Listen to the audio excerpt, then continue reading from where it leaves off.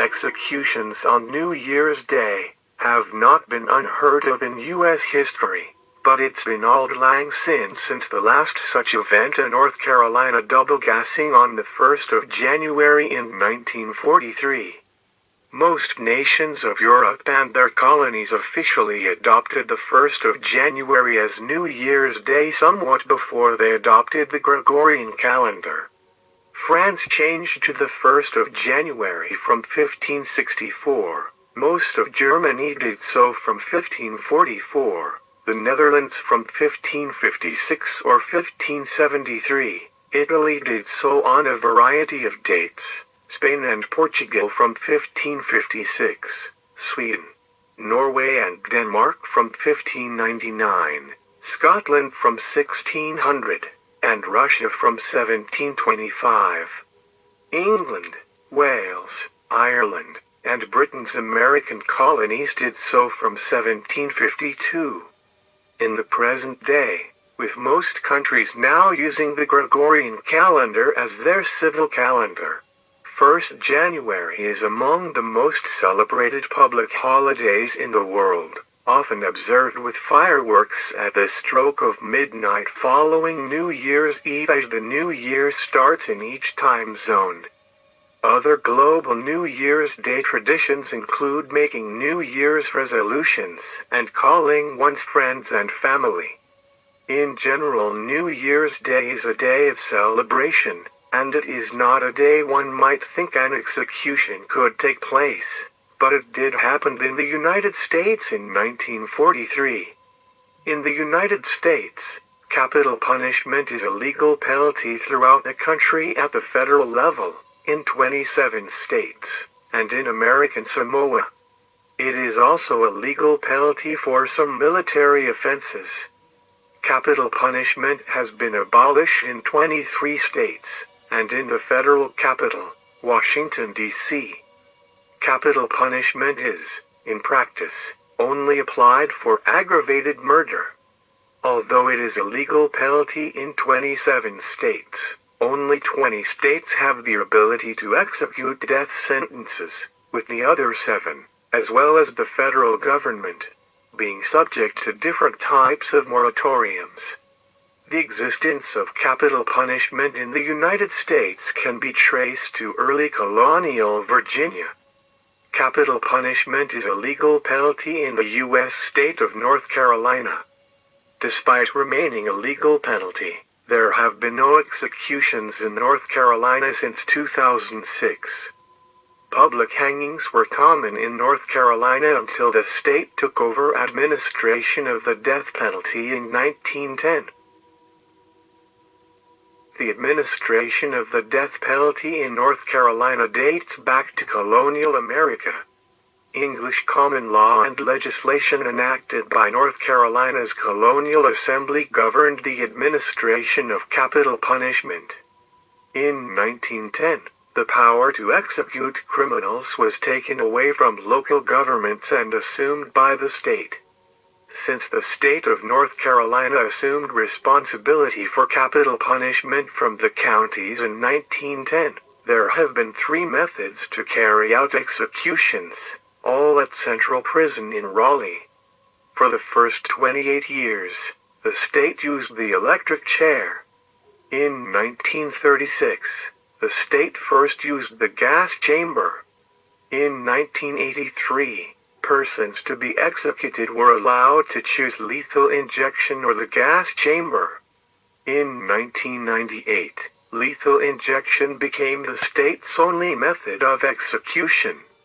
In 1983, the General Assembly gave death row inmates the option to choose death by lethal injection. Under this provision, the warden of Central Prison must be notified in writing by the inmate at least 5 days before the execution that he would prefer to die by lethal injection. Of the 10 persons put to death in North Carolina between 1984 and the elimination of lethal gas in 1998, 2 chose execution by lethal gas. Asphyxiation by lethal gas. The execution chamber is an airtight compartment. A wooden chair with high back, Armrests and footrest was mounted against the chamber's back wall. A steel door is to the left of the chair, and the control room is to the right. The chair was equipped with a metal container beneath the seat. Cyanide was placed in this container. A metal canister on the floor under the seat was filled with sulfuric acid solution. When executioners turn 3 keys in the control room, an electric switch causes the bottom of the cyanide container to open, allowing the cyanide to fall into the sulfuric acid solution and produce the lethal gas. Inhalation of this gas renders the victim unconscious. Death usually occurred within 6 to 18 minutes. A heart monitor attached to the inmate was read in the control room. After the warden pronounces the inmate dead, ammonia is pumped into the execution chamber to neutralize the gas. Exhaust fans then pump the inert fumes from the chamber into 2 scrubbers that contain water and serve as a neutralizing agent. Members of the prison staff then enter the chamber and remove the body for release to the county medical examiner. After execution by lethal gas was eliminated by the state legislature in 1998, the wooden execution chair was removed from the chamber at Central Prison. The chair is now part of the collection at the North Carolina Museum of History and is occasionally displayed. A statutory amendment was signed into law October 29, 1998. Eliminating execution by lethal gas and making lethal injection North Carolina's only method of execution. Amongst the people executed in the North Carolina gas chamber were Rosanna and Daniel Phillips.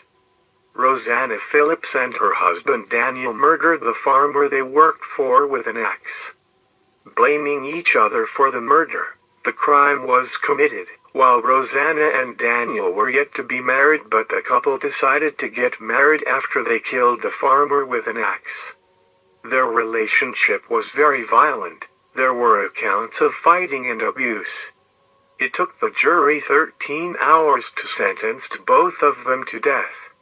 The 13-hour trial would feature the defendants' mutual recriminations of black magic and allegations by each that the other one was the real killer.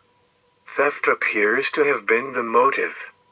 They were both sentenced to die in North Carolina's gas chamber. 5 months after they committed the crime, Daniel and Rosanna were gassed on January 1, 1943. Daniel went first. If he made a last-minute confession, Rosanna could possibly be saved. He didn't. So as soon as the chamber had been cleared of fumes, it was time for Rosanna. Rosanna was 26 years old. She was 5'7" tall, wore a size 7 shoe, and weighed 138 pounds. She had a long scar from below the right ear extending almost to her nose. She entered the gas chamber wearing a 2-piece prison play suit. No underwear was allowed. She was nervous, singing a spiritual as she was accompanied by the prison martin. The mechanism that drops the cyanide capsules failed and guards had to enter the chamber and adjust it while Rosanna was strapped in the chair right above. Rosanna's face was covered as the guards, quite unexpected, came back to fumble under her seat. The condemned faced the witnesses and wore the old leather mask from the electric chair. After the cyanide finally dropped into the acid, it took her 7 minutes and 20 seconds to die. It was then the shortest time on record. Thank you for watching Death Row.